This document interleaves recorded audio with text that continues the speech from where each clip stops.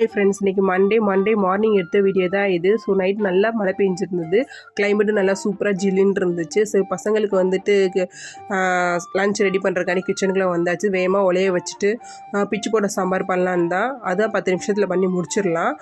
ஒரு கைப்பிடி அளவு துவரம்பருப்பு, ஒரு கைப்பிடி அளவு பாசிப்பருப்பு எடுத்து நல்லா வாஷ் பண்ணிவிட்டு 5-6 பல் பூண்டு, 2 பச்சை மிளகா, 2 தக்காளி, அப்புறம் ஒரு பிஞ்சு மிளகா மஞ்சத்தூள், 2 ஸ்பூன் சாம்பார் தூள் சேர்த்து நல்லா உப்பு, பெருங்காயத்தூள் எல்லாம் போட்டு தேவையான அளவு தண்ணி சேர்த்து மிக்ஸ் பண்ணி குக்கரில் 3 விசில் எடுத்துட்டு தாளிப்புக்கு கடுகு, உளுந்து, சிறுஞ்சீரகம், வெங்காயம், பட்டை மிளகா, கருவேப்பிலை எல்லாம் போட்டு தாளிச்சிட்டு ஒரு எலுமிச்சம்பழம் சைஸ் புளி எடுத்து நான் ஊற வச்சுருந்தேன். ஸோ அதை நல்லா கரைச்சி ஊற்றி கொதி வந்ததுக்கு அப்புறமா நம்ம குக்கரில் வேக போட்டு வச்சுருக்க பருப்பை சேர்த்து மிக்ஸ் பண்ணோன்னா சூப்பரான பிச்சு போட சாம்பார் ரெடி ஆயிரும். ஸோ இதுக்கு நான் சைடிஷாக உருளைக்கிழங்கு ஃப்ரை தான் வச்சுருந்தேன்.